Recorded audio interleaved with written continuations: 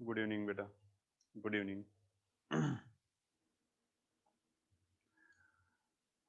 Good evening, good evening.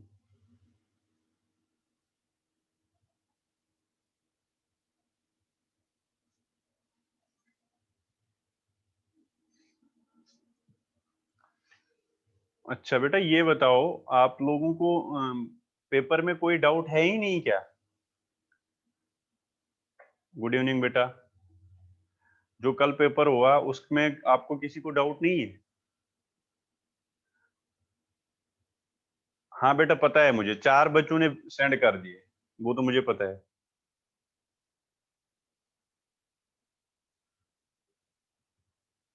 First and 11, मतलब 4 बच्चों ने तो मेरे पास भेजे डाउट बेटा, बाकी तो मुझे लग रहा है किसी को है ही नहीं, बस 4 बच्चों को डाउट से। या तो उनको डाउट है ही नहीं, या तो उन्होंने देखा ही नहीं क्वेश्चन पेपर को। दो ही ऑप्शन है।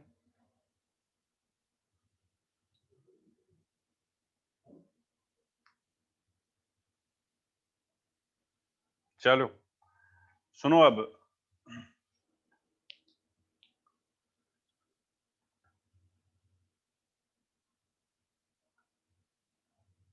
बेटा मैंने तो ग्रुप में मैसेज डाली थी ना, फिजिक्स के जो भी डाउट्स है वो आप सेंड करो। चलो ठीक है, नहीं क्लास थी, ये एक्सक्यूजेस मत बनाओ बेटा, बहुत पहले मैंने मैसेज की। ठीक है, नहीं भेज पाई ना आप एक काम कर लेना, कल भी हमारा डाउट क्लास है, 2 दिन आपकी डाउट क्लास है बेटा, मंडे और ट्यूसडे। बात सुनो अब, कल तक आपके पूरे जितने भी डाउट है वो मेरे पास आने चाहिए। आपको बेटा फोटो खींचने की कोई जरूरत नहीं है, आप बस ये लिखो, मेडिकल नाम लिखो और नीचे लिखो क्वेश्चन नंबर 1 2 जो भी है डाउट। मेरी बात क्लियर है सबको? बेट यस बेटा, मैं ये कह रहा हूं, आज आपने डाउट, 4 बच्चों ने टोटल डाउट भेजे हैं बेटा, 4 बच्चों ने, नाम उनके मुझे पता नहीं है, बट 4 ने भेजे मेरे पास डाउट, और किसी ने डाउट नहीं। वैसे अगर आपको बोलेंगे तो डाउट भेजते रहोगे फिर। बेटा मॉड्यूल ही आज डिस्कस हो जाएगा, हम मॉड्यूल ही डिस्कस करेंगे, बट पेपर आज नहीं कल डिस्कस हो जाएगा, बट आप मुझे डाउट भेजोगे, क्योंकि मुझे ऐसा नहीं लग रहा है उसमें ज्यादा डाउट आएंगे, बहुत कम डाउट आएंगे उसमें, क्योंकि पेपर ज्यादा, मतलब अभी आपने पढ़ा ही कितना, बहुत कम पढ़ा है वेक्टर में। ठीक है, तो कल तक आपको टाइम है, कल मतलब कल आपको मान लो, आज आज रात को ही भेज लेना बेटा, बेटा सारे डाउट्स, ठीक है? बेटा नॉन मेडिकल का अभी हुआ नहीं आपको कुछ, अभी दो, नेक्स्ट वीक नॉन मेडिकल की ही हम डिस्कस करेंगे, ठीक है? ठीक है बेटा, नॉन मेडिकल का अगर आप पहले ही क्वेश्चन देखोगी ना, पहला हो जाएगा, सेकंड नहीं हो जाएगा, थर्ड हो जाएगा, फोर्थ नहीं होगा, तो इसलिए जब थोड़ा आप पढ़ लो अभी ना, ये वीक पढ़ लो, नेक्स्ट वीक नॉन मेडिकल की डिस्कस करेंगे, आप चिंता ना करो, उसकी पूरी डिस्कस हो जाएगी, ठीक है?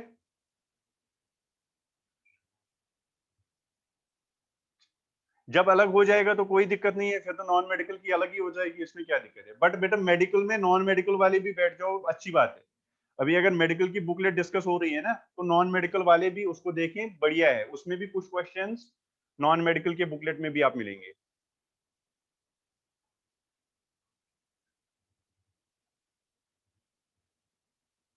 हाँ, टेस्ट का बुकलेट कल मैं, सॉरी, जो आपका टेस्ट का पेपर है उसका कल मैं आपको डिस्कस कराऊंगा। एक बार पहले तो आप देख लो ना, क्योंकि आपने किसी ने डाउट ही नहीं भेजे, मुझे को पता नहीं चला, ठीक है? इसलिए आज हम बुकलेट ही डिस्कस करेंगे, ये इसका पार्ट हम कंप्लीट करेंगे, ठीक? वो मैं बता दूंगा फिर बेटा, करना क्या है, सॉल्व कैसे करना है। पहले अभी आप बस डाउट्स भेजो, जो जो आपको डाउट्स है वो आप भेज दो, ठीक है? हाँ देखो अब, चलो सुनो अब, हमने कितने कौन से क्वेश्चन तक किया था बेटा? मेडिकल की बुकलेट निकालो आप, मेडिकल की बुकलेट जो पिछले लेक्चर में हमने सैटरडे को, 67 तक, मतलब 67 भी हो गया था, 66, चलो 67 नहीं हुआ था, ठीक है बेटा? और वैसे अगर जो हम डिस्कस करेंगे ना बेटा, जिन 4 बच्चों ने मेरे पास डाउट भेजे हैं बेटा, उनमें आपके 3 क्वेश्चंस तो इसी में मिलेंगे, जो आज हम अभी बुकलेट करेंगे, ठीक है? वो अच्छे क्वेश्चन 2 3 है, वो इसमें मिलेंगे आपको बुकलेट में ही, ठीक है? देखो अब बात सुनो, क्वेश्चन नंबर 67 से हम स्टार्ट करेंगे। चलो बेटा 67 क्वेश्चन देख लो सब, जिसके पास नहीं है मेडिकल बुकलेट बेटा, मैं डिक्टेट करूंगा क्वेश्चन, कोई दिक्कत नहीं, आप बस ध्यान दो। Question number 67, the maximum and minimum resultants of two forces are in the ratio 7 1:3। ऐसे कह रहे हैं कि मैक्सिमम और मिनिमम रिजल्टेंट जो दो फोर्सेस के हो सकते हैं उनका रेशियो 7/3 है। सर 66 भी कराना बेटा, 66 तो हो गया, 66 तो हो गया था शायद। तो वीडियो भी है बेटा, इसका वीडियो में देख लेना फिर, ठीक है।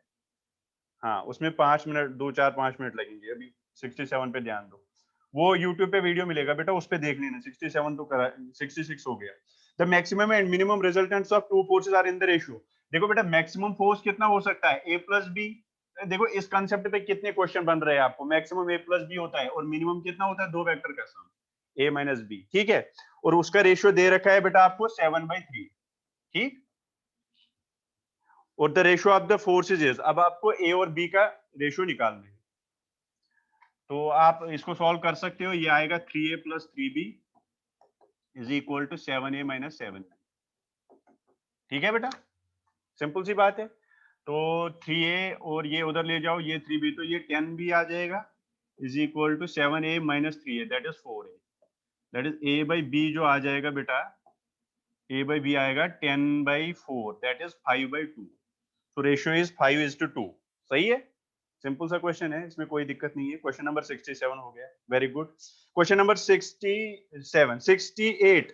चलो 68 देखो, बढ़िया क्वेश्चन। मिटाऊं बेटा इसको, हो गया, yes, very good. Question number 68 बेटा, क्वेश्चन कहता है given A B C is equal, a vector A plus vector B plus vector C is equal to 0 है। ये आपको गिवन है बेटा, ठीक है, ये आपको गिवन है। Out of the 3 vectors A B and C, इन तीन में से 2 आर इक्वल इन मैग्नीट्यूड, दो का मैग्नीट्यूड सेम है। मान लो ए और बी का मैग्नीट्यूड, इसका भी ए है और इसका भी ए है, मान लिया इनका दोनों का सेम है, ठीक है। मैंने इसका भी मैग्नीट्यूड ए मान लिया बेटा, इसका भी मैग्नीट्यूड ए। ये खुद क्वेश्चन में बोल रहा है दो का, जो 3 वेक्टर है, 3 वेक्टर में से जो 2 वेक्टर है दोनों का सेम है मैग्नीट्यूड, ठीक है, वेरी गुड। दो का सेम मैग्नीट्यूड है, ठीक। 2 are equal in magnitude, the magnitude of third one is √2 times that of either of one, और इसका जो मैग्नीट्यूड है वो है √2 टाइम्स आइदर ऑफ देम, ठीक, मतलब √2 टाइम्स दिस। तो एक का मैग्नीट्यूड ए, एक का मैग्नीट्यूड एक का मैग्नीट्यूड √2 है, ठीक है, वेरी गुड, क्लियर है। Times that of either of the two having equal the angle between the vectors are. अब बेटा वेक्टर के बीच में एंगल बनाने हैं। एक बात तो क्लियर है मुझे, ए बी सी 0 है तो मैं ऐसे लिख सकता हूं ए बी सी, ये वेक्टर ए, ये वेक्टर बी, ये वेक्टर सी, ठीक है। अब बेटा आप कह सकते हो सर आपने ये राइट ट्रायंगल तरीके से क्यों बनाया। ये देखो, जब तक आपकी ये माइंड पूरा डेवलप हो जाएगा ना, आप बेटा क्वेश्चन को सीधे ग्रास्प करोगे क्वेश्चन क्या मांगता है। ये बहुत इंपॉर्टेंट होता है कि आप देखोगे क्वेश्चन को करेंगे कैसे, टैकल कैसे करेंगे क्वेश्चन को। पहला एक इंपॉर्टेंट पॉइंट होता है वो इसको देखना कि करेंगे कैसे। देखो जी, अगर मैंने बेटा इसको देखा, इसका मैग्नीट्यूड ए है, इसका मैग्नीट्यूड ए है, इसका मैग्नीट्यूड भी ए है, और इसका मैग्नीट्यूड a√2 है, तो मुझे कंफर्म हो गया कि ये राइट एंगल ट्रायंगल ही होगा। होगा कि नहीं, पहले हाँ या ना लिखो। अरे बेटा हाइपोटेन्यूज, अगर ये a है, ये a है, तो ये कितना होता है, a√2 ही तो होता है ना। तो आपको ये कंफर्म हो गया, ठीक है। देखो अब क्या करोगे बेटा, आप अब क्या करोगे, देखो मुझे निकालना है actually angle between the vectors. पहली बात, ये एंगल नहीं होता है, एंगल ये वाला होता है। यहाँ पे एंगल कौन सा होगा बेटा, इसको ऊपर करोगे तो ये वाला। यहाँ पे एंगल कौन सा होगा, ये वाला होगा। यही है, क्लियर है। एंगल बिटवीन द वेक्टर्स किस किसके बीच में होता है, यस। और बेटा यहाँ पे ये ध्यान देना, मैंने इसको ऐसे क्यों ज्वाइन किया, क्योंकि मुझे दे रखा है a + b + c = 0, तभी मैंने a b और c ऐसे लिया, ठीक, क्लियर ये बात। चलो वेरी गुड। तो ये a है, ये b भी a है, और a√2 है। तो इससे मुझे ये पता चला ये राइट एंगल ट्रायंगल है। इससे मुझे ये पता चला ये 90 डिग्री है, ठीक। नहीं भी पता चला तो आप निकाल भी सकते हो। मैं आपको बोल रहा हूँ थोड़ा आप शॉर्टकट में सीख लो ना, क्वेश्चन को करने के लिए आप निकाल भी सकते हो, ये 90 आएगा। तो अगर ये 90 आ गया, ये अगर 90 आ गया बेटा, तो ये भी 90 हो गया, तो एक एंगल तो 90 आ गया। अब बेटा देखो ये बोल रहा है ये और ये इक्वल है, इसका मतलब ये एंगल और ये एंगल भी बराबर होंगे। अरे अगर ये साइड बराबर होता है आइसोसेलेस ट्रायंगल में, तो ये तो फिर एंगल भी उसके अपोजिट इक्वल होते हैं। तो ये और ये अगर इक्वल होगा, ये पूरा कितना है, ये 90 है, तो ये इसका मतलब है ये 45 होगा, और ये भी कितना होगा, 45। क्लियर है ये पॉइंट, यस। अगर ये 45 है बेटा, बट ये एंगल नहीं है बिटवीन बी एंड सी के बीच में बेटा ये एंगल नहीं है। तुम्हारा बी ये रहा और वेक्टर सी ये रहा, ये एंगल इनके बीच में नहीं है, because this is between head and tail के बीच में एंगल नहीं। तो बेटा इसको शिफ्ट करके आप ऊपर ले सकते हो, तो ये एंगल बन जाएगा। ये एंगल क्लियर है। तो ये एंगल किस किस के बीच में, बी और सी के बीच में। अब ये आपको 45 पता है, तो ये कितना आ जाएगा 180 माइनस 45। सो दिस एंगल, इसको थीटा 1 नाम दे दूंगा, थीटा 1 आ जाएगा 180 माइनस 45, दैट इज 135। अरे क्लियर है, वेरी गुड। अब यहाँ पे आ जाओ, ये भी 45, तो एंगल कौन सा होगा, ये वाला। तो ये कैसे, इसको थीटा 2 नाम दे दो, तो थीटा 2 कितना आएगा, इसमें भी आएगा 180 माइनस 45, दैट इज 135 डिग्री। सो तीन एंगल कौन कौन सा है, एक ए और बी के बीच में 90, फिर बी और सी के बीच में 135, फिर ए और सी के बीच में 135। तो 90, 135, 135 आर द एंगल्स। क्लियर है बेटा, क्लियर है। इसी क्वेश्चन को आप बहुत तरीके से कर सकते हो ना, 2-3 तरीकों से कर सकते हो, बट मुझे लग रहा है कि ये सबसे इजी है। और ये आप ध्यान दो, मैंने इससे पहले भी एक क्वेश्चन था वो वाला जो जिसमें राइट एंगल ट्रायंगल बन रहा था, 4 5 5 4 5 3 4 5 उसमें शायद साइड थे। तो मैंने आपको बोला था ये ध्यान दिया करो कि ये राइट एंगल ट्रायंगल बना, अगर ये राइट एंगल ट्रायंगल बना तो ये 90 हो गया, तो आपका क्वेश्चन इजी हो जाएगा। ठीक है, चलो वेरी गुड, मिटाओ इसको। ये क्लियर है सबको। तो ऑप्शन नंबर ए इसका सही answer. Yes, very good, option A इसका राइट आंसर बेटा। ओके, अब देखो इसके बाद question number 69, the resultant of two vectors of magnitude 3 units and 4 units is the angle between the two vectors. मुझे लग रहा है ये आप खुद करोगे, it is easy from large method. कौन सा बेटा, अच्छा वो वाला क्वेश्चन जो, हाँ उससे बहुत इजी है। और बेटा आप नीट का क्वेश्चन है, तो आपको उसी टाइम के अकॉर्डिंग इन क्वेश्चन को करना होता है ना, टाइम ज्यादा नहीं लगना चाहिए क्वेश्चन में। मैंने आपको पहले ही बोला बहुत तरीके होते हैं क्वेश्चन करने के, बहुत तरीके होते हैं। हाँ 69 सब कह रहे हैं डन। कोई ऐसा है बेटा कोई नहीं लिखेगा, बताओ 69 करना है, जो जिसको करना है वो हाँ लिखो बस, बाकी कोई नहीं लिखेगा बेटा। 69 किसी को दिक्कत है 69 में, क्योंकि इस टाइप के क्वेश्चन हमने, दिक्कत है बेटा आपको कराना है।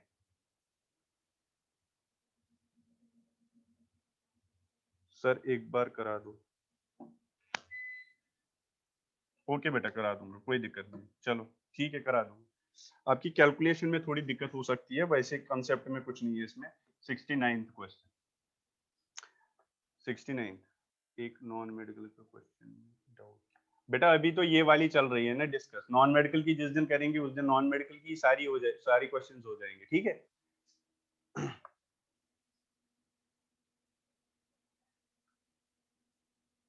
क्वेश्चंस तो मैं डिक्टेट कर रहा हूं ना, देखो क्वेश्चन क्या है, the resultant of two vectors of magnitude 3 units and 4 units is root. बेटा मैं नॉन मेडिकल के 10 क्वेश्चन कराता, मेडिकल के 10, बट मेरा अभी आपका हुआ ही नहीं, नॉन मेडिकल से बहुत कम क्वेश्चन हो जाएंगे अभी, है ना, इसलिए ऐसा करा रहा हूँ।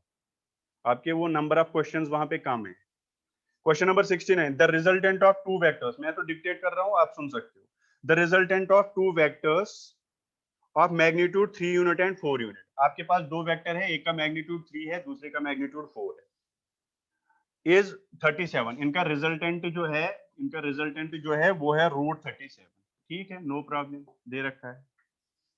The angle between the two vectors is, अगर मान लो ये ए का मैग्नीट्यूड है, ये बी का मैग्नीट्यूड है, अब आपको एंगल निकालना है इनके बीच में। बेटा रिजल्टेंट दे रखा है, तो आप लिखोगे R square is equal to A square plus B square plus 2ab cos theta. ठीक है, cos थीटा निकालना है, बाकी सब कुछ दे रखा है। आर स्क्वायर की जगह आप 37 लिख सकते हो, A square that is 9 plus B square that is 16 plus 2ab मतलब 12 cos थीटा। तो यहां से 37 इसको माइनस करो, ये कितना हुआ 25, तो 12 divide by 24 is equal to cos theta. तो यहां से cos थीटा ये आ गया 1/2, cos थीटा कितना आया बेटा 1/2। तो 1/2 कब होता है cos थीटा का वैल्यू 60 डिग्री। वेरी गुड, तो थीटा कितना आया 60 डिग्री। ये था आपका क्वेश्चन नंबर 69। ठीक, क्लियर है। चलो इसके बाद क्वेश्चन नंबर 70 तो क्वेश्चन क्या कह रहा है, ए वेक्टर, बढ़िया क्वेश्चन है, देखो बेटा a vector of length m is turn through an angle beta. एक वेक्टर है आपको बेटा, उसको बीटा एंगल से टर्न कर रहे हैं अबाउट इट्स टेल। ये तो टेल है, ये हेड है, तो मतलब इसको ऐसे टर्न किया है बीटा एंगल से। ठीक, एक वेक्टर है बेटा ऐसा, इसको मैंने टर्न कर लिया बीटा एंगल से अबाउट इट्स टेल। ठीक है, ये क्वेश्चन में लिखा है। चलो इसके बाद the change in the position vector of its head is, आपको change in the position vector of its head, इसका चेंज यहां से यहां तक। तो अगर मान लो ये पोजीशन वेक्टर r1 है, ये पोजीशन वेक्टर r2 है। पोजीशन वेक्टर पढ़ लिया बेटा आपने? नो, नहीं पढ़ा? चलो बेटा ठीक है, अभी तो बस आप इतना याद रखो कि ये पोजीशन वेक्टर जो होता है ना बेटा, ये वेक्टर होता है, कंपोनेंट्स तक करा है। हाँ चलो बेटा, इसमें आप ये तो वैसे हमें निकालना क्या है, इसमें बस हमें r2 माइनस r1 ही निकालना है, वही हो गया चेंज इन पोजीशन वेक्टर। ठीक है, मतलब हमें r2 माइनस r1 ही निकालना है, मतलब डेल्टा r अगर मैं देखूंगा वो होगा बेटा r2 माइनस r1। अब देखोगे कैसे, एक्चुअली बेटा ये वाला ये मुझे निकालना है। अब ये कैसे आएगा, देखो ये r1 ये r2, इसको मैंने डेल्टा r नाम दिया। क्या नाम दिया बेटा? Delta r। क्या नाम दिया? Delta r। अब ट्रायंगल लॉ लगाओ, मुझे लग रहा है r1 plus delta r is equal to r2। ये सही है? ट्रायंगल लॉ सही है?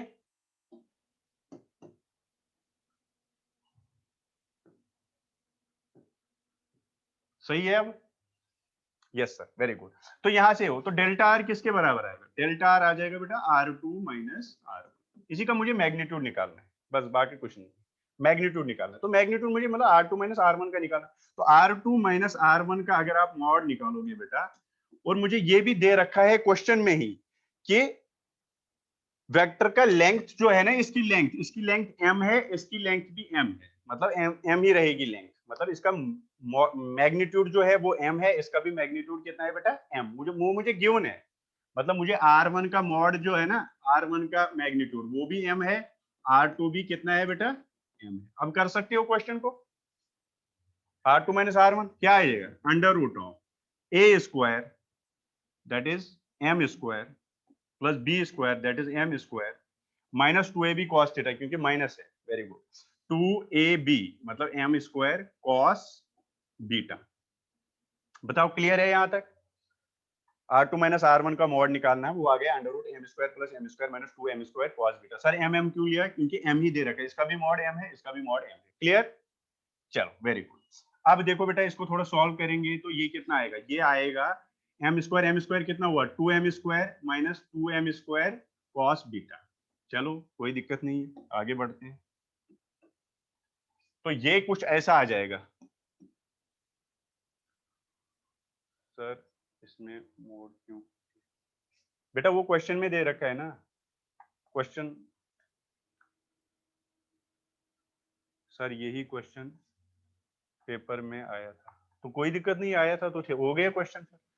To M under root 2m square minus 2m square cos beta. ठीक है बेटा, सुनो अब बात सुनो, इसको सॉल्व करने दो पहले। Under root of 2m square को मैं बाहर निकालूंगा, मतलब कॉमन ले लूंगा इसमें, तो बचेगा 1 माइनस कॉस बीटा। बट अगर बेटा आप आंसर देखोगे तो यहां से m बाहर आ जाएगा, ये बचेगा under root of 1 minus cos beta. अगर बेटा आप आंसर देखोगे तो आंसर में हर किसी एंगल में बीटा बाई 2 है, बीटा बाई 2, बीटा बाई 2, देखो चारों में बीटा बाई 2 है ना बेटा। तो आप क्या करोगे, इसको मैं ऐसे लिख सकता हूँ क्या, कॉस, अच्छा ये फॉर्मूला याद है आपको? कॉस 2 थीटा किसके बराबर होती है? 2 कॉस स्क्वायर थीटा माइनस 1 और 1 minus 2i sign square theta. Cos 2 theta की फॉर्मूला होती है बेटा, ये आपने बेसिक मैथ्स में पढ़ा होगा, 2 कॉस स्क्वायर थीटा माइनस 1। और इसी की और एक फॉर्मूला, इसको साइन के फॉर्म में भी लिख सकते हो आप, 1 minus 2i sign square theta. ठीक है, लेकिन ये cos 2 थीटा होती है, ये फॉर्मूला मुझे यहाँ यूज करनी पड़ेगी, ये वाली ये। अब देखो तो cos,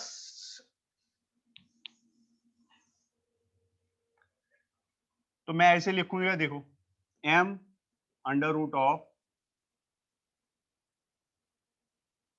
2 1 माइनस, इसको मैं ऐसे लिख सकता हूं cos 2 बीटा बाई 2 ऐसे मैं लिख सकता हूँ, 2 और 2 कैंसिल बचेगा तो वापस cos बीटा आ गया, लिख सकता हूँ। चलो कोई दिक्कत नहीं, मैंने इसको cos 2 थीटा में लाया, ठीक है बेटा। तो ये कुछ ऐसा आ जाएगा, m under root of 2 into 1 minus, अब cos 2 थीटा की जगह मैं ये फॉर्मूला यूज करूंगा, 1 minus twice sine square theta by 2 that is beta by 2, ये आ गया। ठीक, यहां तक हो गया, ठीक है, यस। तो यहां से बेटा m आ जाएगा अंडर रूट ऑफ, इसको थोड़ा ओपन करेंगे तो ये कितना आएगा, 1 माइनस 1 तो 0, minus minus plus twice sine square beta by 2, ठीक है बेटा। अच्छा, वेरी गुड। तो यहां से ये आ गया m इंटू 2, ये तो 2 square that is 4 sine square beta by 2। बेटा इसका स्क्वायर और ये कटेगा, 2 भी बाहर आएगा तो क्या बचा, 2m साइन बीटा बाई 2।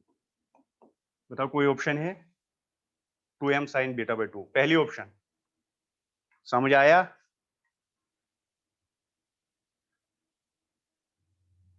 बेटा समझ आ गया ये क्वेश्चन?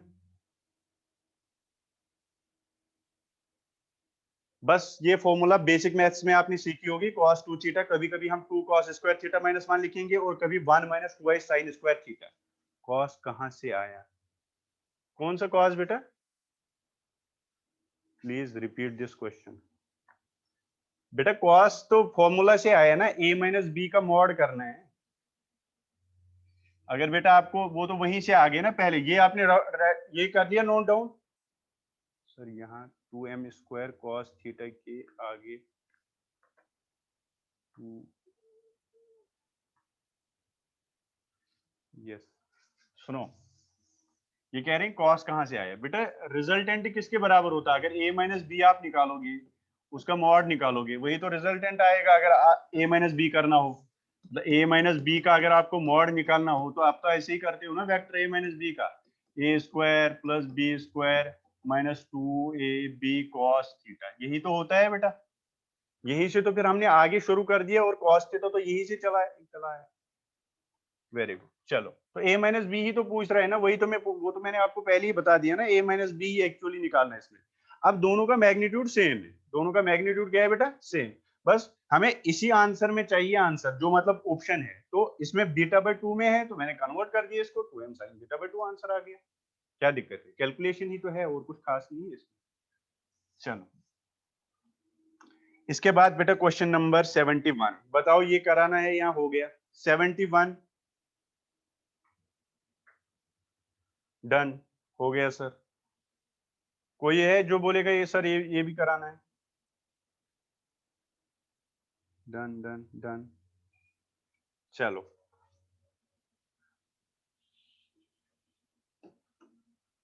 करा दो सर, पानी ले आना। बेटा ratio of maximum and minimum magnitudes of the result, यार वो ये अभी तो क्वेश्चन कराया था सर, 70 क्वेश्चन में साइन के टर्म्स में क्यों लाया, कैसे? अरे बेटा साइन के टर्म्स में आंसर है, ठीक है। हाँ, क्वेश्चन नंबर 71, बीटा बाई 2 में मुझे इसीलिए कन्वर्ट करना पड़ा क्योंकि ऑप्शन के हिसाब से आपको चलना पड़ेगा। 71 कहते हैं the ratio of maximum and minimum magnitudes of the resultant of two vectors a and b is 3। अरे वही है, a plus b divide by a minus b, the ratio of maximum and minimum is equal to 3/1, ये दे रखा है। Now a किसके बराबर है, तो बेटा a निकालना है इसमें, तो ये कितना आएगा, a plus b is equal to 3a minus 3b, तो कितना आएगा, a b को इधर लाओ तो 4b आ जाएगा, 3a minus a that is 2a। निकालना क्या है बेटा, a, तो a कितना आएगा, 2b, a आएगा बेटा ट्वाइस ऑफ b, ठीक है, क्लियर है। हाँ, अब ये आप इसको क्यों दिक्कत में ले रहे हो बेटा, ऐसे भी आप लिख सकते हो, ऐसे भी लिख सकते हो, इसमें कोई दिक्कत नहीं है। मैग्नीट्यूड ये भी कहलाता है, ये भी मैग्नीट्यूड ही कहलाता है, ऐसी कोई दिक्कत नहीं है। मैंने ए भी लिया, ए मतलब मैग्नीट्यूड ऑफ ए वेक्टर है, ठीक है, इससे कोई दिक्कत नहीं है। चलो क्वेश्चन नंबर 72 डाउट है क्या? 72 डाउट है? यस, चलो 72 को देखो बेटा। 70 the simple sum of two coinitial vectors is 16 units. Simple sum का मतलब जो नॉर्मल सम होता है, वेक्टर सम नहीं। a प्लस बी 16 दे रखा है, ठीक है। The simple sum of two coinitial vectors is 16, ठीक। देयर वेक्टर सम इज 8, इनका वेक्टर सम 8 दे रखा है। ये तो हो गया वेक्टर सम, ये कितना दे रखा है बेटा? 8। क्वेश्चन है ये, ठीक। The resultant of the vectors is perpendicular to the smaller vector. मतलब रिजल्टेंट अगर मैं ए ले लूंगा बेटा, ये स्मॉलर है, ये मान लो बी है, तो इनका जो रिजल्टेंट है ये आर, ये परपेंडिकुलर है टू द स्मॉलर वेक्टर, ठीक। ये आपको दे रखा है, आपको दे रखा है क्वेश्चन में। The resultant of the vectors is perpendicular to the smaller vector. ये मैंने स्मॉलर वेक्टर मान लिया है और इसके परपेंडिकुलर है ये रिजल्टेंट आर, ठीक। अच्छा बेटा, ठीक है। The magnitudes of the two vectors are. अच्छा, इस इंफॉर्मेशन, एक इंफॉर्मेशन मेरे पास ये है, एक ये है, दो तो कोई दिक्कत नहीं है। और एक इंफॉर्मेशन में यहां से निकालूंगा, क्या लिख सकता हूं मैं? R dot a is equal to 0 लिख सकता हूं कि नहीं? हाँ या ना लिखो। डॉट प्रोडक्ट हमेशा 0 होता है अगर दो वेक्टर 90 डिग्री पे हो। चलो कोई दिक्कत नहीं, ये 90 डिग्री पे है तो मैंने आर डॉट ए 0 लिखा। तो मेरे पास तीन कंडीशन आ गए और पूछ रहा है दो वेरिएबल, निकाल सकता हूँ। देखो कैसे, पहले इसको ही सॉल्व करो, आर डॉट ए को ही। तो ये आएगा, आर की जगह क्या लिख सकते हो? रिजल्टेंट ए प्लस बी। ए प्लस बी को बेटा डॉट करना है ए से इज इक्वल टू 0। कल भी एक क्वेश्चन ऐसे ही किया था हमने, है ना? हाँ, तो ए डॉट ए कितना हुआ? What is a dot A? A dot A square, very good. A dot A square बेटा 1 नहीं, इसका मैग्नीट्यूड 1 नहीं है, वो तो यूनिट वेक्टर की बात कर रहे हो आप, अगर आई डॉट आई होगा, ठीक है। तो A square plus what is B dot A? B dot A मतलब बी ए कॉस थीटा, किसके बराबर? 0 के बराबर, कोई दिक्कत नहीं। तो यहां से क्या आया? बी ए कॉस थीटा आ गया बेटा माइनस ए स्क्वायर के बराबर। और यहां से एक ए स्क्वायर, एक ए कट गया, तो यहां से बेटा कॉस थीटा आ गया माइनस ए बाई बी। चलो कोई दिक्कत नहीं, इसको ऐसे ही रहने दो। एक इंफॉर्मेशन मैंने इससे निकाली, क्या निकाला? कॉस थीटा का वैल्यू निकाला, ठीक है बेटा। अब आप वापस आ जाओ अपनी किस इक्वेशन पे? सेकंड पे, फिर फर्स्ट पे चलेंगे, ठीक है। ये अच्छा क्वेश्चन है बेटा। बी ए कॉस थीटा जैसे कैसे आया ये बेटा? ये डॉट प्रोडक्ट है ना। सुनो बता बेटा, पहले इसको इससे डॉट प्रोडक्ट किया, सुन कैसे आ गया। ए डॉट ए कर लिया पहले, फिर किया प्लस बी डॉट ए, यही कर लिया। मतलब इसको पहले इसको इससे डॉट किया, फिर इसको इससे डॉट किया। अब बेटा ए डॉट ए, इनके बीच में, ए और ए के बीच में एंगल कितना होता है? ए और ए के बीच में एंगल 0 होता है। तो ए और ए, तो ए स्क्वायर हो जाएगा ना सीधे, वो भी आप लिख सकते हो ए ए कॉस 0, तो ए स्क्वायर आ जाएगा। हाँ, ये आ गया A square plus B A cos B dot A. आप देखो ए बी कॉस थीटा और बी ए कॉस थीटा, बात तो एक ही है, तो आप लिख सकते हैं ए बी कॉस थीटा। यहां से आए क्योंकि a b, a dot b होता है बेटा ए बी कॉस थीटा। बेटा यहाँ पे भी मैंने ए डॉट ए पे भी मैंने लिखा ए कॉस थीटा, वही आता है ए स्क्वायर, बिकॉज वहां ए और ए के बीच में एंगल 90 है, वही इसीलिए आया ए स्क्वायर प्लस आया a B cos theta. Clear है?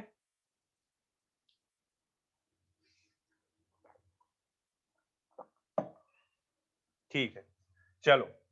तो कॉस थीटा आया माइनस ए बाई बी। अब इस वाले सेकंड, ये वाली जो इंफॉर्मेशन दे रखी है, इससे हम कुछ निकालेंगे। ए प्लस बी हमें दे रखा है 8, ए प्लस बी कितना दे रखा है बेटा? 8।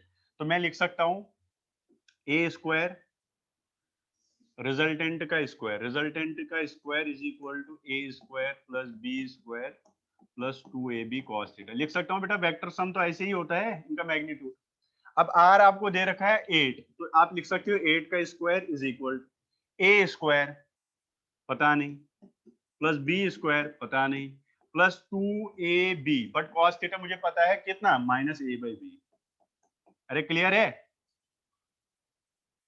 Yes, very good. तो अगर ऐसा है तो b और b कट जाएगा यहां से, तो ये कुछ 8 स्क्वायर मतलब 64 is equal to A square plus B square, ये कितना हुआ, माइनस 2a स्क्वायर। चलो बढ़िया है। तो ये कितना है, 64 is equal to a b square minus a square, क्योंकि 2a स्क्वायर ये तो माइनस है, प्लस a स्क्वायर तो माइनस a स्क्वायर, तो ये आ गया। ठीक है बेटा, ठीक है। तो इसको मैं ऐसे लिखूं, b square minus a square is equal to 64। अब इसको और उसको थोड़ा सॉल्व कर ले, आंसर आ जाएगा। अच्छा, ये बी स्क्वायर, ए स्क्वायर माइनस बी स्क्वायर किसके बराबर होती है, ए प्लस बी इंटू ए माइनस बी। तो मैं इसको लिख सकता हूं ए प्लस बी इंटू ए माइनस बी, मतलब बी प्लस ए इंटू बी माइनस ए, क्योंकि B square minus a square, ये फॉर्मूला है। ए प्लस बी इंटू ए माइनस बी होता है बेटा A square minus B square. ये फॉर्मूला आपने 10th क्लास में पढ़ी होगी, वही मैंने यूज किया। और ये किसके बराबर, 64। आप चाहो तो किसी और तरीके से भी कर सकते हो, इसमें कोई दिक्कत नहीं है, जैसे भी आपकी मर्जी है, कोई शॉर्टकट भी लगा सकता है। अब यहाँ पे a प्लस बी कितना है, 16 दे रखा है। अब फर्स्ट इंफॉर्मेशन इसमें यूज करो, कितना आएगा,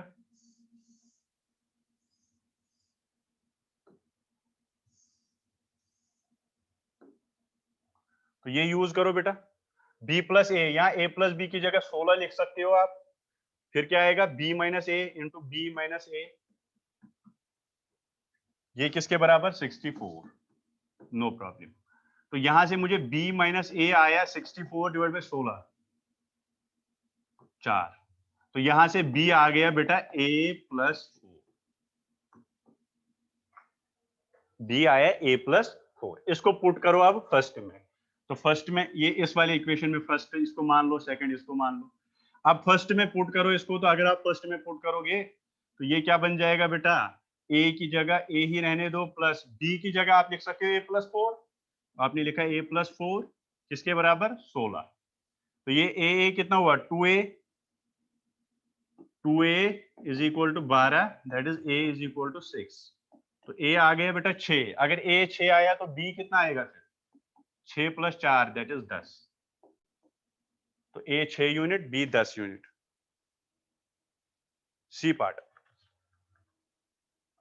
सर हुए है सर, कैसे पता चलेगा कि डॉट प्रोडक्ट करना है, बेटा डॉट प्रोडक्ट कैसे पता चलेगा, क्योंकि एक इंफॉर्मेशन आपको ये दे रखी है कि जो रिजल्टेंट है ना बेटा, हाँ बेटा तू कैसे भी कर ले, मैंने तो पहले ही बोला 3 इक्वेशन है तुझे, ये 3 इक्वेशन है, तू कैसे भी इनको सॉल्व करके ए और बी का वैल्यू निकाल। मैंने सिंपल तरीका कराया। आप जो जिसकी कैलकुलेशन अच्छी हो सकती है वो क्या पता 2 ही मेथड में करेगा, है ना। तो डॉट प्रोडक्ट बेटा इसलिए किया क्योंकि मुझे दे रखा था ए और रिजल्टेंट जो है वो परपेंडिकुलर है। अगर वो परपेंडिकुलर है तो मेरे पास एक और रिलेशन आएगी, r dot is equal to 0। यहीं से मैं कॉस थीटा निकाल सकता हूं। अगर मैंने कॉस थीटा निकाला तभी मैं ये यूज कर सकता हूं, और तभी मेरे को फिर ये दोनों इक्वेशन यूज करके ये आंसर आ जाए। ठीक, लिखो।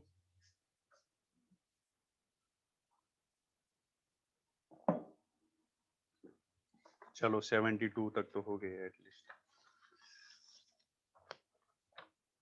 73 बेटा ये आपका डाउट था, बहुत बच्चों का डाउट था ये। सुनो, वैसे शायद ये क्वेश्चन आपको सर ने कराया होगा क्लास में। ये मिटाऊं इसको, हाँ बेटा 6 टाइम्स ये हुआ है, 6 टाइम्स ये हो। यस, चलो question number 73। ABCDEF is a regular hexagon. Regular hexagon का मतलब ये होता है इसके सारे डायगोनल जो साइड्स होते हैं, डायगोनल ये सेंटर से मिलते हुए सारे जो लाइंस होते हैं, ये सारे क्या होते हैं बेटा, सेम। मैंने कहा कराया 73 वाला क्वेश्चन, कब?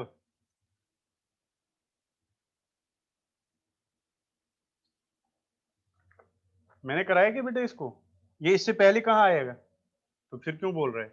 जब सुन, ये तो बेटा कई बच्चों के एग्जाम में भी डाउट था, उन्होंने भी मुझे भेजा था व्हाट्सएप पे। ABCD is a regular hexagon with O as centre. आपके पास एक रेगुलर हेक्सागन है,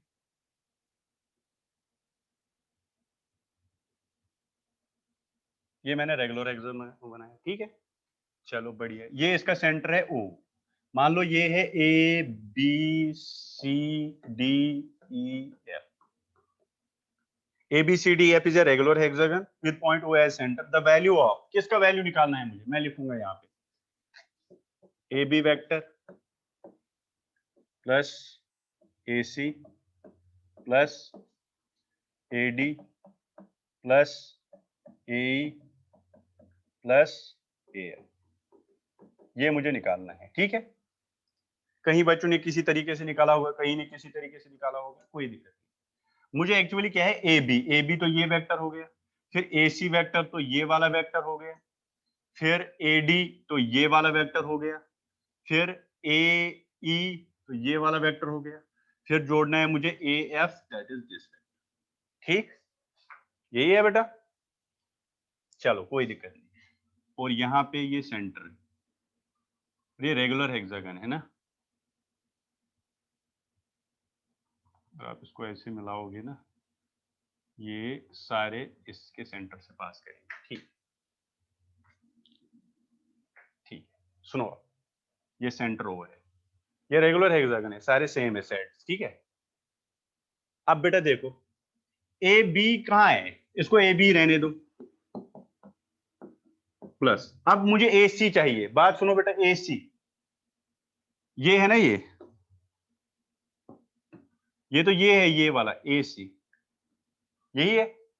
अब इसके लिए बेटा अगर आप इसको ले जाओगे, ये वाला, ये पैरेललोग्राम है ना, ए बी सी ओ, इसमें जाओ बेटा, ए बी सी ओ में जाओ, गए, yes, A B C O, A B C O, clear, सबको क्लियर, यस। बेटा इसका मुझे लग रहा है ये पैरेललोग्राम है, क्योंकि सारे साइड्स मैंने बोला रेगुलर हेक्सागन सेम है, तो ये इसके साथ, ये इसकी इक्वल, ये इसकी इक्वल, तो इसका मतलब ये हुआ ये पैरेललोग्राम है, और ये इसकी डायगोनल है, और इस ये डायगोनल फिर इसको और इसको जोड़ते हुए निकलेगी, तो इसका मतलब है this will be resultant of this and this, clear है। तो मैं ऐसा लिख सकता हूं क्या, ए सी वेक्टर जो होगा बेटा वो होगा A B vector plus A O vector, बताओ ये मैं लिख सकता हूं कि नहीं लिख सकता हूं, according to parallelogram law. Yes, very good. तो पैरेललोग्राम लॉ कहता है मुझे कि तू यहाँ AC की जगह क्या लिख सकता है, ए बी प्लस ए ओ। बताओ ये क्लियर है बेटा सबको, मैं सबसे शॉर्टेस्ट बताऊंगा इसको आपको करने का, ठीक है, बाकी आप जैसे भी किया आपने कोई दिक्कत नहीं, आप कर सकते हो। इसके बाद आपको क्या करना है, ये तो चलो ए बी पहले आपने ऐसे ही लिखा, फिर आपने AC को 2 में लिखा, अब AD को देखो, AD किधर है, AD ये रहा, इसको मैं बेटा AO प्लस AO लिख सकता हूं, क्योंकि आंसर मुझे AO चाहिए, तो मैं AD को बेटा AO प्लस AO लिख सकता हूं, नो प्रॉब्लम। इसको AD को, इस AD को मैं ये लिख सकता हूं, और इसको मैं ये लिख सकता हूं। अरे बेटा AD है ना, AD यहां तक है, तो मैं इसको AO प्लस ये और ये तो बराबर ही है ना, और डायरेक्शन भी तो दोनों की एक ही है, तो मैं AO प्लस AO लिख सकता हूं AD को, क्यों नहीं लिख सकता हूं, लिख सकता हूं, क्लियर, यस। चलो वेरी गुड, अब आ गए AE की बारी। AE कहाँ है, ये रहा AE बेटा, ये रहा AE, बात सुनो, ये AE, तो मुझे लग, अब इस पैरेललोग्राम में जाओ, किसमें, AOEF, AOEF में जाओ बेटा, AOEF, तो मुझे लग रहा है ये डायगोनल है, इस और इस वेक्टर को तो जोड़ेगी फिर, है ना, तो ये क्या होगा, तो AE किसके बराबर होगा बेटा, बताओ, AO plus AF, AO plus AF, बताओ क्लियर है, AO प्लस AF लिखो, यहां पे अब मैंने प्लस लिखा, यहां पे अब मैंने प्लस लिखा, इसकी वजह से, AE की वजह से, AE की वजह से मैं लिख सकता हूं AE की जगह AO प्लस AF, कैसे वो मैंने आपको बता दिया, ठीक, नो प्रॉब्लम। अब लास्ट में बचा AF, उसको मैंने AF ही रहने दिया, सबको क्लियर, सबको क्लियर है बेटा, एक ही लाइन में लिखा मैंने बस, आप भी एक ही मैंने समझाया बस बेटा, आपको ये आपको ध्यान देना है कि पैरेललोग्राम, ये पैरेललोग्राम, ये पैरेललोग्राम, बस बाकी कोई दिक्कत नहीं, और इसको AD को लिखा AO, AO मतलब 2 टाइम्स AO, चलो ठीक है। तो AO AO AO AO, तो 4 टाइम्स AO को अलग ले लो क्योंकि मुझे in terms of AO he answer चाहिए। तो 4 टाइम्स AO मैंने बाहर लिखा, बचेगा क्या AB और AB, मतलब twice AB plus twice AF that is twice A। ठीक, अब मुझे देखो, अब सुनो, तो यहां से मैं ऐसा लिख सकता हूं 4 times AO plus twice AB plus AF। अब बात सुनो जरा, देखो AB प्लस AF को फिर से, कहां है AB? ये रहा AB, कहां है AF? ये रहा AF।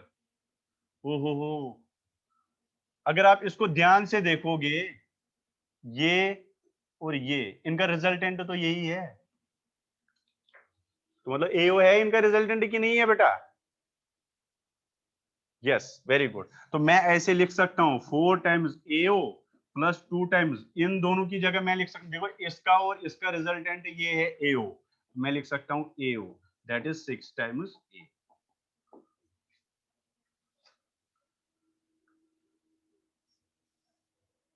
कौन सा समझ नहीं आया? AE वाला बेटा, AE वाला प्लीज रिपीट। ये AE है बेटा, इसमें मैंने बोला AOEF में जाओ, AOEF जो पैरेललोग्राम है। अब पैरेललोग्राम में ये क्या है? रिजल्टेंट ही तो होता है, और रिजल्टेंट किसका? इसका और इसका सम, वही तो किया AE आपका रिजल्टेंट AO प्लस AF। कुछ उसमें खास कहाँ किया फिर मैंने? Okay sir, very good. चलो लिखो जल्दी। मेरा डाउट सॉल्व हो गया सर। तेरा डाउट था इसमें?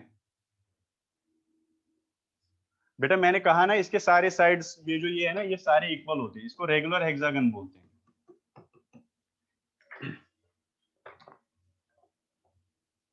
सर वैसे रिजल्ट कब आएगा? बेटा रिजल्ट पता नहीं, आज या कल तक आ जाएगा, देखा जाएगा। Done, very good. इसके बाद ये क्वेश्चन हुआ अब 74, ये भी आपके डाउट थे व्हाट्सएप पे, मेरे को ये भी क्वेश्चन आया है 2-4 बार, मैंने आंसर भी दिया उनको। अच्छा चलो देखो, अरे रिजल्ट देख रहा है तू, पढ़ रहा है बेटा।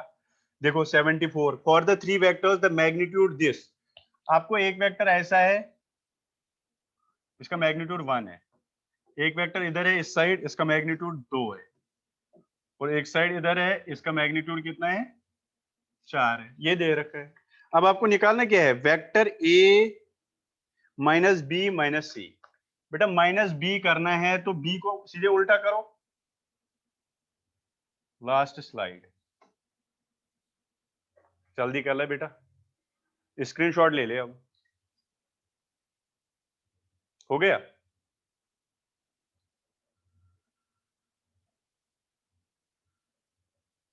अरे हो गया। अच्छा, तो ए सी बी, ठीक, ए सी बी। ओके ओके बेटा सुनो, अब इसका मैग्नीट्यूड, इसका मैग्नीट्यूड, इसका मैग्नीट्यूड दे रखा है, आपको पूछा है ए माइनस बी माइनस सी। आपको पता है जब माइनस करते हैं हम वेक्टर को क्या करते हैं बेटा? अपोजिट करते हैं, उसको नेगेटिव वेक्टर बोलते हैं, फिर जोड़ते हैं, यही तो करते हैं। तो नेगेटिव वेक्टर कैसे करेंगे? इसको ऐसे ले जाओ तो माइनस बी बन जाएगा, लेकिन इसका मैग्नीट्यूड उतना ही रहेगा, कितना? 4, मैग्नीट्यूड सेम रहता है ना। और बेटा सी को इधर करेगा तभी तो माइनस सी बन जाएगा, तो सी को इधर कर लिया तो ये माइनस सी बन गया, माइनस सी बन गया, और मैग्नीट्यूड इसका कितना रहा? 2 ही रहा। अब अगर तू देखेगा, तेरे को कुछ ऐसी कंडीशन आ गई, ये 1 और यहीं पे 2, मतलब ए भी इधर, सी माइनस सी भी इधर, और बी नीचे 4, ठीक। तो 2 और 1 सीधे जुड़ेंगे क्योंकि ये एक ही डायरेक्शन में आ गए, तो मतलब 3 इधर और इधर 4। अब 3-4 इनका रिजल्टेंट आप निकाल सकते हो, कितना आएगा? देखो ये फिर से वही 3-4-5 ट्रायंगल बन गया, इनका रिजल्टेंट बेटा आप निकाल सकते हो। रिजल्टेंट कितना आएगा बेटा इनका? Under root of a square that is 3 square plus B square that is 4 square plus 0 आएगा क्योंकि एंगल कितना है बेटा? 90। तो ये कितना आया? 339, 4-4-16, 25, तो मतलब 5। तो रिजल्टेंट आपका कितना आएगा? 5। वेरी गुड, 5 आ गया रिजल्टेंट। अच्छा अब मुझे ये अल्फा भी पूछ रहा है, ये अल्फा बताओ कितना होगा, ये अल्फा, ये क्योंकि इसने पूछा साथ में ही, मतलब किस एंगल पे है। हाँ ये अल्फा आप निकाल सकते हो, कितना आएगा, कितना आएगा बेटा, ये अल्फा कितना आएगा, टेन अल्फा निकालो, tan alpha perpendicular by base, perpendicular कितना है 4, बेस कितना है बेटा 3, ठीक है। कब होता है टेन अल्फा का वैल्यू 4/3, 37 पे नहीं यार, 53 पे होता है शायद, 53 है, सी 53 पे, very good, alpha is equal to 53। ये ट्रायंगल आपको याद होगा, ये अगर 53 तभी तो ये 4 होगा, क्योंकि बड़ा एंगल तो बड़ा साइड, ये 3 और ये 5, तो टेन 53 कितना होगा 4/3 ही तो होगा, सही है, ठीक, क्लियर। ये था क्वेश्चन नंबर 74। सर इसमें यूनिट वेक्टर, बेटा हमें ये पूछ रहा है यूनिट वेक्टर क्या निकालना है तेरे को। सर नहीं, आज ही कराना था,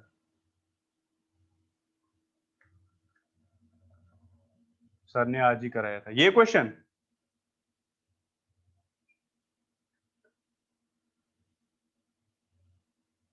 ठीक है, जैसे भी आपको कर लोगे, चलो ठीक है। ये क्वेश्चन नंबर कौन सा था, क्वेश्चन नंबर 74। अब आप क्वेश्चन नंबर 75 पे आ जाओ बेटा। Arrange the vectors subtraction so that their magnitude are in decreasing order। अच्छा, arrange the vector subtraction so that their magnitudes are in decreasing order if the two vectors A and B are acting at an angle। बेटा vector subtraction जब आप करोगे a minus B, तो ये कुछ ऐसा value आएगा, A square plus B square minus 2ab cos, यही आएगा। Arrange the vector subtraction so that their magnitudes are in decreasing order if the vectors A and B are acting at an angle A greater than B दे रखा है, ठीक है। ये आपको question है बेटा, ए माइनस बी आपने निकाला। अब मुझे यहां से पता चल रहा है अगर cos थीटा का वैल्यू बढ़ाऊंगा मैं, अगर cos थीटा का वैल्यू मैं इंक्रीज करूंगा, ठीक है बेटा, तो ए माइनस बी का वैल्यू क्या होगा, मुझे लग रहा है डिक्रीज होगा, क्योंकि अगर cos थीटा का वैल्यू बढ़ाओगे, अगर cos थीटा का वैल्यू बढ़ेगा बेटा, मतलब cos थीटा ज्यादा आएगा, तो ये माइनस होगा, अगर ये माइनस होगा तो ऑब्वियसली इसका वैल्यू कम होगा, तो मतलब cos थीटा अगर बढ़ेगा तो a माइनस बी मॉड जो है वो क्या हो जाएगा। यहां तक क्लियर है। अब आपको ये देखना है cos का कहां कहां पे कितना कितना वैल्यू है। पहला दे रखा है 60, आपको पता है cos 60 का वैल्यू होता है बेटा 1/2। इसके बाद दे रखा है cos 90, cos 90 का वैल्यू कितना होता है बेटा, cos 90 का वैल्यू 0, वेरी गुड। इसके बाद cos 180 -1, इसके बाद cos 120 -1/2, ये है। अब आप खुद देख सकते हो किसमें ज्यादा वैल्यू है और अकॉर्डिंगली आंसर कर देना, ठीक है, कर सकते हो आप। अब इनमें से जिसका ज्यादा वैल्यू होगा उसी के अकॉर्डिंग इसका कम वैल्यू होगा, ठीक है, इतना तो कर सकते हो। अब ये 4th क्लास में आता है, इंक्रीजिंग डिक्रीजिंग ऑर्डर लिखो, ठीक है, कर दिया पूरा मैंने। इसके बाद आएगा question number 76।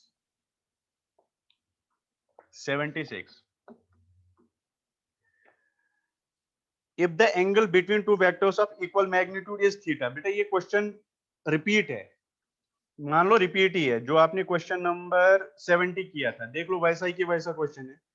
If the angle between two vectors of equal magnitude is theta, दो वेक्टर है उनका मैग्नीट्यूड सेम है, मतलब वेक्टर है उसका मैग्नीट्यूड सेम है और वो एंगल, दो वेक्टर है उनका मैग्नीट्यूड सेम है और एंगल किस पे है थीटा, मतलब थीटा एंगल इनके बीच में, ठीक। The magnitude of the difference of vectors, मतलब आपको डिफरेंस निकालना है।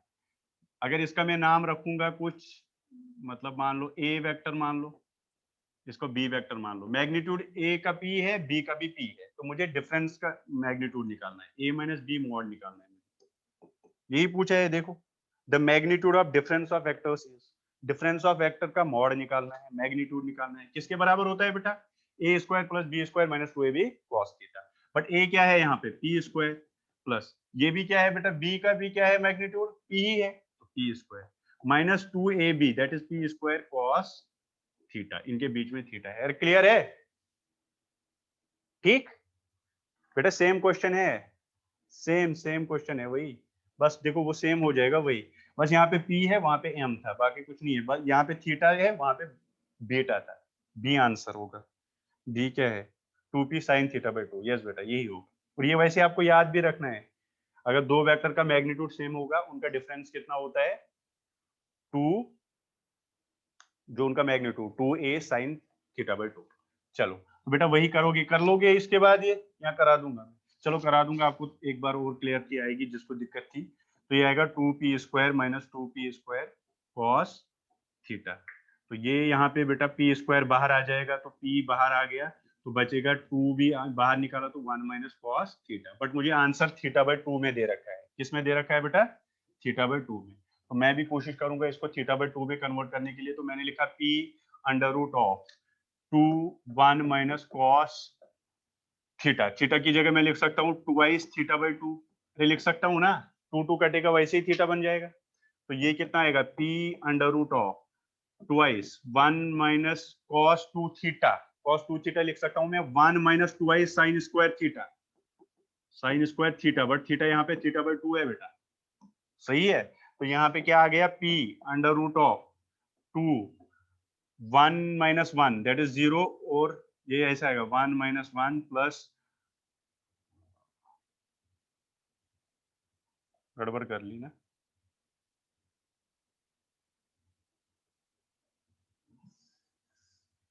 गड़बड़ कर ली क्या कहीं पे, p is equal to under root 2 1 minus cos theta, 1 minus cos theta, तो cos 2 theta 1 minus 2i sin square theta, तो p अंडर रूट ऑफ 2, ये आएगा 1 माइनस cos 2 थीटा, क्या लिख सकता हूँ बेटा, 1 plus 2i sin square theta by 2, सही है, मैंने 2 शायद खा लिया था इसका, है ना। चलो तो ये कितना हुआ, 1 और 1 0 हो जाएगा, ये बचेगा p under root of 2 to 4 sine square theta by, तो ये आ गया बेटा 2p साइन थीटा बाई 2, वही है, सेम है बेटा, वही है, 2p sine theta by 2 is your answer. ठीक है,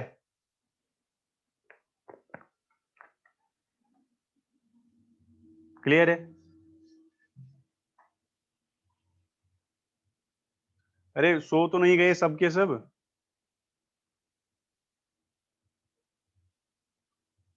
लिखा? चलो ये था क्वेश्चन नंबर 76, अब 77 पे चले।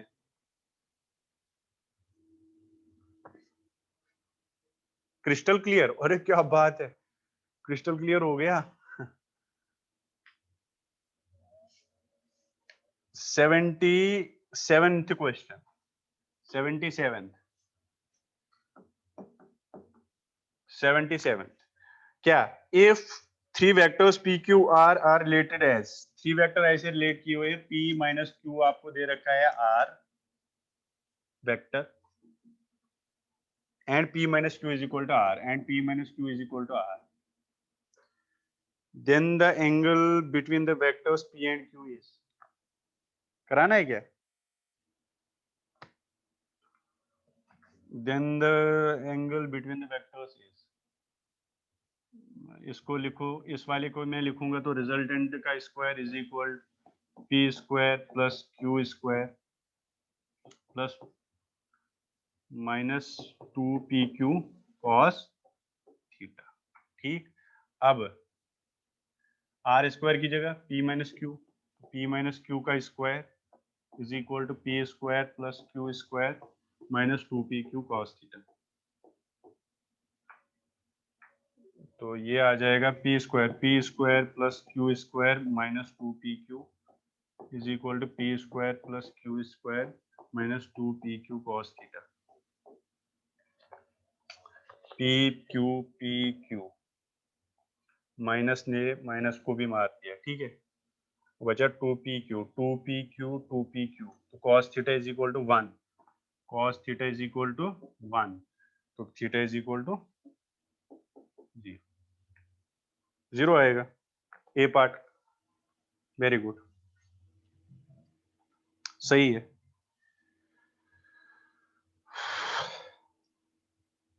सर आपकी क्वेश्चन और थीटा एक,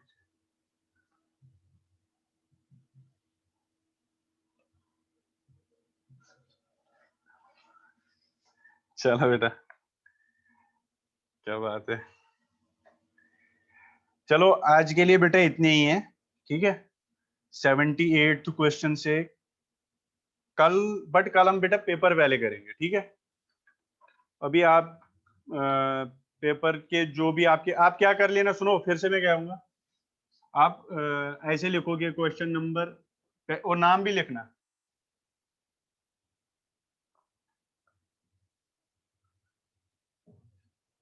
क्या कटा, क्या कह रहे हैं? अरे बेटा P square Q square, P भी कटा है पी स्क्वायर से, क्यू स्क्वायर से कटा, फिर इसको माइनस माइनस भी कट जाएगा, फिर ये 2pq इधर लाएगा तो 1 बच जाएगा ना ओनली।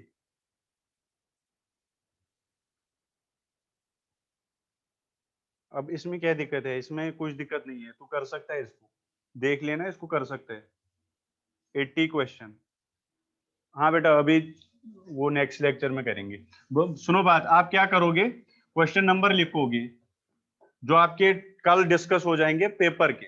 ध्यान से सुनना, पेपर ये एग्जाम्स जो होते हैं ना बेटा, इंपॉर्टेंस ये होती है, नंबर कितने आए उससे इंपॉर्टेंस नहीं होती है, कि आप उन क्वेश्चनों को दोबारा देखोगे, क्योंकि ये इंपॉर्टेंट क्वेश्चन होते हैं। कहाँ गलती की मैंने, फिर वो आप शॉर्ट में लिखोगे साइड पेज में, मैंने इस टाइम ये गलती की थी एग्जाम में, जो कि दोबारा ना करोगे फिर। समझ आ रही बात? ऐसे आपको एक अलग नोटबुक बना लेना उसकी अच्छी तरह से, और जो डाउट है जो आप उनको पहले ट्राई करो, नहीं हो रहे हैं दूसरी बार ट्राई करो, नहीं हो रहे हैं तो आप मुझे भेजोगे, सर क्वेश्चन नंबर 1 2 7 15 जो भी होगा 55 45, ये फॉर एग्जांपल ये मेरे सर डाउट्स है, मेरा नाम ये है, मैं इस बैच में हूँ, मैंने बैच में हूँ, ठीक है, मेडिकल या नॉन मेडिकल साथ में, ठीक है, करोगे ऐसा?